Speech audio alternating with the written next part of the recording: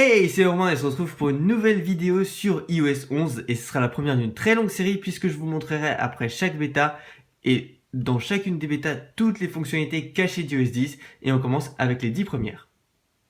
La première est très visible puisque c'est la status bar et le dock. Alors comme vous pouvez le voir ici, quand vous avez un réseau, ça a totalement changé puisque je vais vous montrer sur mon iPhone 7. Comme vous pouvez le voir, les barres de réseau ont été changés. On est passé déjà de 5 à 4 barres et en plus des petits traits à la place de rond. Ensuite pour la batterie ça a aussi changé. Donc, je vais vous montrer sur le lock screen. Comme vous pouvez le voir, alors la différence n'est pas super flagrante, mais elle est là. Et je trouve que sur iOS 11 c'est un peu plus sympa. Ensuite nous avons le Control Center. Alors comme vous pouvez le voir, vous aurez vos notifications d'aujourd'hui que vous venez de recevoir. Mais en faisant comme ça, vous avez vos autres notifications. Mais il faut aussi dire que le centre de notification a totalement changé, puisqu'avant, c'était comme ça, et là, vous avez l'heure, et c'est un peu votre lock screen, et vous pouvez prendre une photo, ou aller sur vos widgets, bon ça, on pouvait déjà le faire sur iOS 10. Mais vous pouvez maintenant, ça peut être un raccourci pour prendre des photos aussi, si jamais vous voulez vous en servir, et hop, pour revenir sur votre écran d'accueil. Une nouveauté très importante, c'est le Control Center. Effectivement, il a été totalement modifié par rapport à iOS 10 et encore plus par rapport à iOS 9 qui est totalement différent. Ici, vous avez 2 pages, ici, vous n'en avez qu'une, mais on va regarder. Alors, ici, vous avez, pour avoir les données cellulaires, qui est une grosse nouveauté quand même. Pour la musique, au lieu d'être sur la seconde page, elle est ici.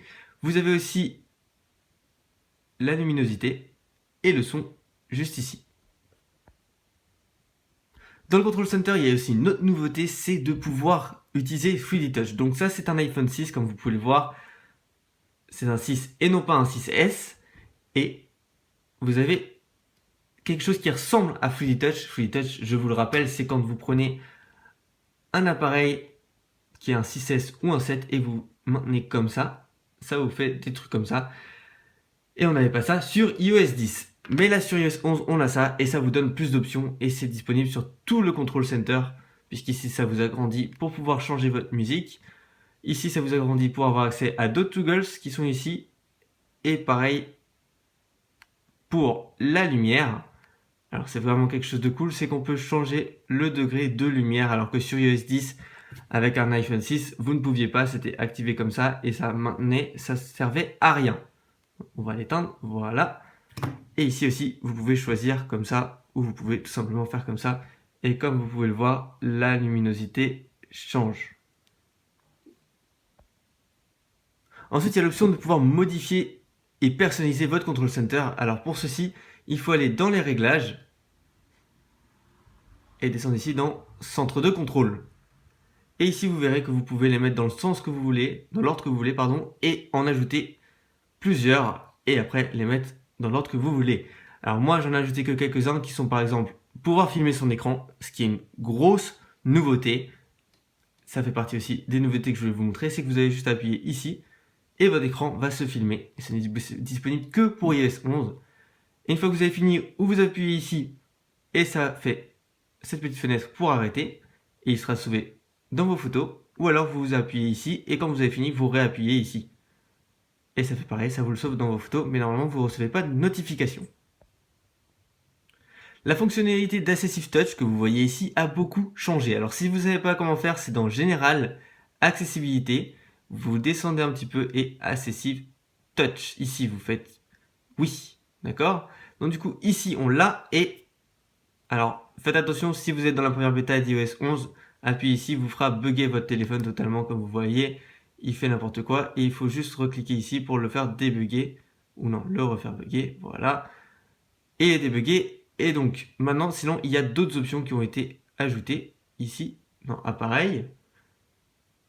Ensuite, vous avez l'accès facile, le redémarrage. Donc ça c'est vraiment quelque chose de cool puisque vous allez juste appuyer ici pour redémarrer votre téléphone. Imaginons que votre bouton fonctionne mal, ça peut vous aider. Donc, on va faire annuler. Et ici vous avez aussi pareil, suite SOS qui vous permet d'appeler un numéro et tout ça. Mais on ne va pas le faire maintenant. Donc oui, le bouton SOS vous permet d'avoir cette fenêtre, mais vous pouvez aussi l'avoir en faisant 5 fois d'affilée, voilà. J'ai un peu galéré, mais quand vous appuyez 5 fois comme ça vous sort cette fenêtre. Et si jamais vous avez une fiche médicale, ce qui n'est pas mon cas puisque c'est un téléphone de test, vous aurez ici votre fiche médicale qui pourrait être ouverte. Vous pouvez en même temps éteindre ou faire un appel d'urgence. Ensuite, dans les réglages, vous pouvez venir ici, retourner dans le général et descendre ici et vous aurez un nouveau bouton qui n'est pas disponible dans iOS 10 puisque regardez ici, je vais dans général, je descends tout en bas et en dessous de réinitialiser, je n'ai rien. Alors qu'ici, vous pouvez tout simplement éteindre, ça vous proposera ce menu. Ça peut être pratique si votre iPhone est bugué sur les réglages et que vous ne pouvez plus utiliser vos boutons ou quelque chose comme ça, ça peut vous servir. Alors dernière fonctionnalité, je ne peux pas vous la montrer sur mon appareil puisque je n'en ai pas dessus, mais vous pouvez maintenant sauvegarder des GIFs et les voir dans votre pellicule. Alors qu'avant, quand vous cliquiez sur un GIF, vous l'ouvriez comme ça, et ça restait en photo, d'accord? Impossible de le lire. Alors que maintenant, quand vous le cliquerez dessus, ça vous mettra le GIF en lecture. Voilà, c'est la fin de cette vidéo. J'espère vraiment que ça vous a plu. Si c'est le cas, n'hésitez pas à mettre un like, ça m'encouragera à faire d'autres vidéos de cette série pour vous montrer plein d'autres fonctionnalités qui sont cachées. J'en ai vraiment beaucoup d'autres en stock. Alors n'hésitez pas à mettre un like, à mettre un commentaire si vous en voulez plus, à partager ma chaîne, à vous abonner, à m'ajouter sur mes réseaux sociaux qui sont dans la description. Et on se retrouve dans la prochaine vidéo.